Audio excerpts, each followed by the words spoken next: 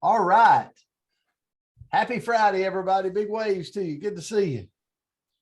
So we said yesterday we're going to go with some interaction today. Hopefully we can get it. So the word for today, ending this Friday, is rut. Have you ever been stuck in a rut in different phases of your life? All right. If you look at the definition of rut, it's a long, deep track made by a repeated passage of the wheels of a vehicle. But we can so much relate to that and I know I can in my life, whether it's a bad eating habit. Like I love chips. Have I told you that? I love ice cream. I also love chips. And it's like I can get in a rut of I need chips with every meal I take. It's a habit or a pattern of behavior that has become dull and unproductive, but is hard to change. I'm not so sure eating chips is dull for me, but it's definitely something I can go down the wrong path on. But I found this today, and it kind of seems doom and gloom, but it says, what does stuck mean? What does stuck in a rut mean? As a human working through this life, it said it means I should make some big decisions. I should do some enormous things, and I can't do anything. If I'm at a point where I'm not really liking my life where I'm at, I got to make a change. And I don't have to do any just massive, enormous thing to make that change. Maybe I've just got to start making small changes, small wins, stringing little wins together. So where I went this morning, and I asked some people to think about it, I'm going to go to Andrea, and then maybe we can go to some of you. Maybe you raise your hand and we'll try to unmute you if you've got one you want to share. But if we can make it really quick, we can get more in. But where I went this morning was there's times I get stuck in self-development, not doing it. Like, here's what I mean by that.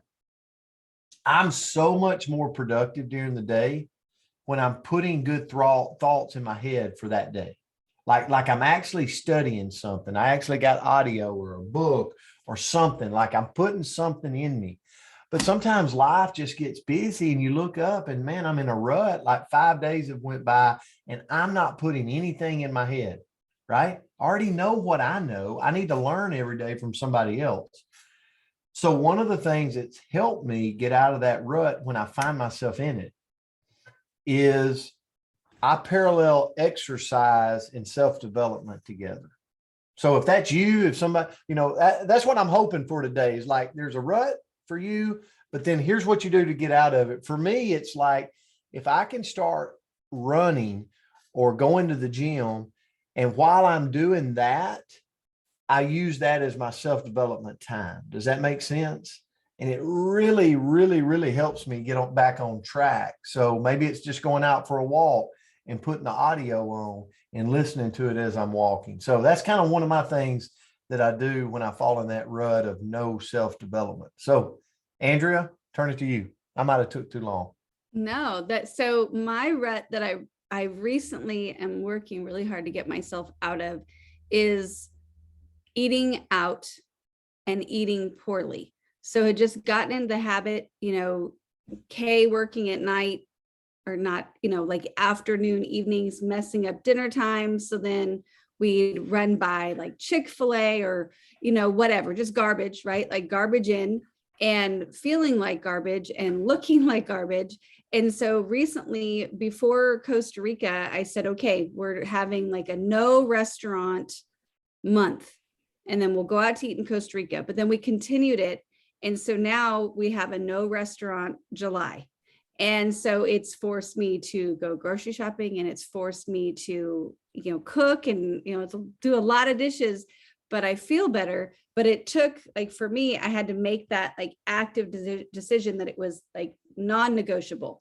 Like we had no choice. We could not go out. We're eating at home, like eat at home June, and now it's eat at home July. And it's really helped. Awesome, awesome, awesome. Thanks for that. All right. I got I hope Madeline, You see Madeline waving her hand, Miss UT over there? You got me? We got you. I go along with you about when you live in the South, a rut being wheels stuck in a deep mud. And also I'll go to like deer season rut. I guess some of y'all are familiar with that. But mostly rut was mean like negatively stuck in a routine that's not good. But sometimes you can make a routine or rut be a good thing.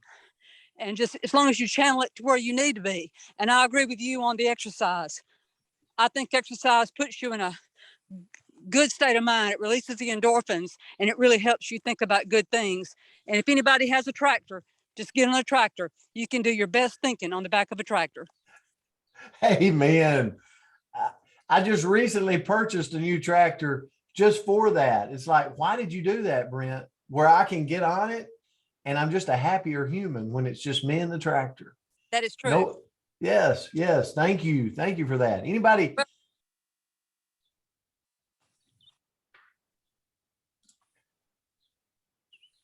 All right, hands raised. Anybody want to share? All right, Arlene. I learned a long time ago from my mentor, Tim, that take data on your behavior. And I've always learned that a rut was an uninspired routine or a pattern or behavior that one occurs and it's really hard to change. And so if I get real comfortable with something like my calls or my going forward to recruit, I start taking data because I look at the results. And if I'm not getting results, what am I saying? What am I doing? So I write down what I'm saying and take data on it. How many times do I say it and what are my results? And my results come up 0. I knew that that's the one little thing that's stopping me from going where I want to go. And so data, if I get too comfortable with something, I know that I'm in a rut. And because when I'm not in a rut, I'm very uncomfortable what I'm doing. It's a challenge and and I have to motivate. I mean, I don't have to motivate myself, but I have to push to do it. Oh, Arlene, that's great. Great wisdom there. Thank you for that. Ann Wilson. Yes. How are you? Good. You tall lady. Yes. I know a lot of you know that I took care of my mom and dad and husband for a long time until each of them passed away. And it was really hard to watch them. No matter what I did, they never got better. So that's one of the reasons I do my garden. And because I could plant a seed, I could fertilize it, I could water it, I could talk to it, and it got better.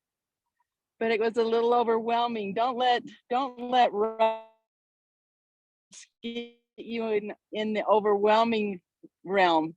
Just do a little tiny bit each day and a lot will get done. Because the only difference between a rut and the dirt and a grave is the dirt in your face. So don't get stuck in a rut too long. Ah, I love it. I love it. I love it. Yeah, great. Thank you for that, Ann. All right, Eva Marie.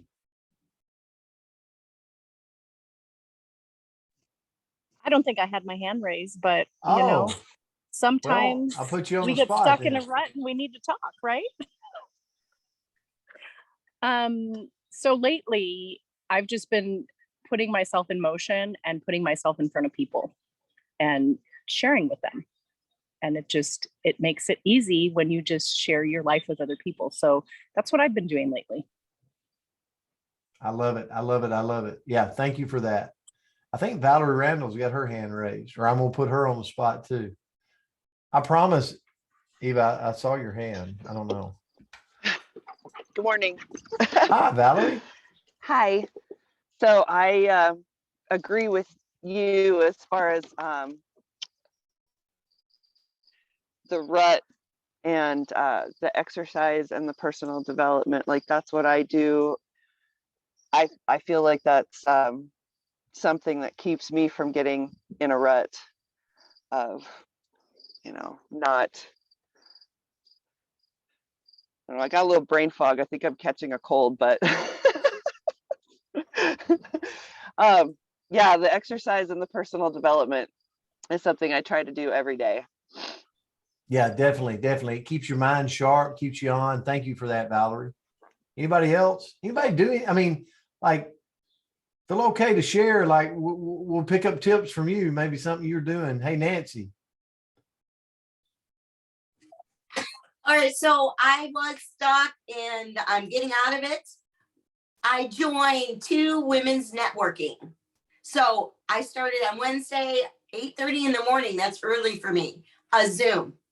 And so I'm talking to 4 women, sharing my business, and it was a stepping out. I did an expo like 2 weeks ago. So I'm doing things that are uncomfortable, that are just throwing me. And then there's another meeting next Friday, 8 a.m. at a coffee shop. So I'm putting myself out there in front of other networking women to share my business. So that's what I'm doing different. And Matthew bought me a book. Eat that frog. Yes, I love it. I love it. Yeah, that, you know, I'm going to end with this, and thank you for that, Nancy. Here's the thing with rut. We all have ruts in our life, right? It's just the way it is. I mean, Will Garson has ruts, Brent Palmer has ruts, Rick Redford has ruts, like, and they're all different. They're all different things, you know, and it does help to talk about them. It does help to know that, hey, other people get stuck too, and we can come out of it, right? And a lot of times business, you know, I'm going to give 2 and I'm going to end. A lot of times in business, I'm sitting here and obviously my background is sales, like, and if I'm not networking, if I'm not talking, if I'm not, if you will, filling up that funnel with people, then the results are usually not what I want. And sometimes I've got to, as Arlene said, I got to have the data in front of me to be able to look at and go, you know what? No, my paychecks are not where I want them to be. But at the end of the day, what is the input? What am I putting in that? What who am I talking to? Like, where's it going? And so, you know, that's one side of business. I want to leave you with another one. I don't think we're ever too young or too old to do this. I wish I'd have learned it when I was earlier in life. But one is the rut of financial unawareness. And here's what I mean by that. I'm going to end with this, and maybe it'll help somebody on here today. I'm in a big place in my life right now, like talking to my kids and talking to people, like, of being financial aware of where you're at, because I just think it's important. It's always been important, but it's important today. No matter how poor a person is or how wealthy a person is, you've got to have the data, Arlene. And so if you haven't recently went, okay, here's how much is coming into my life financially, and here's how much is going out. I can see it. I can see the tithing. I can see the grocery bills. I can see the car payments, the house payments, the fill it all up. And then, for instance, let's say you make $4,000 a month and your expenses are $3,000, and you see that I got $1,000 that's left over divided by 4, right? It's $250 a week divided by 7 days. I know now how much money I've got to do whatever I want with.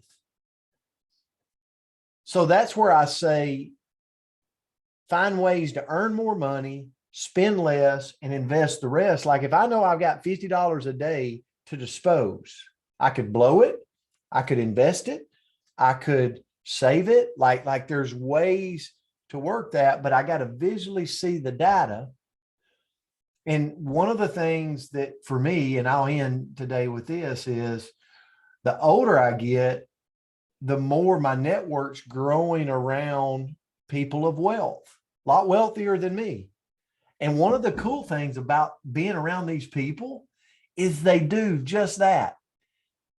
Like, I was just not too long ago having listening to a guy that's a billionaire. And guess what he does? He has a visualization of his budget personally and his business budget. It doesn't matter how much money you make. It's the data going in and the data going out, and where you at and what do you have left over and what are you going to do with that is left over? Because if you don't know, typically it's just leaking out in different spots of your life and you don't even realize it.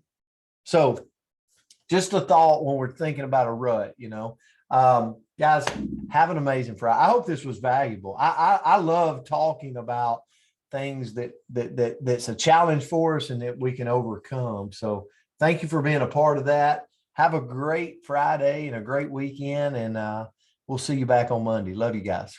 God bless. Thank you. Thank you. Thank you.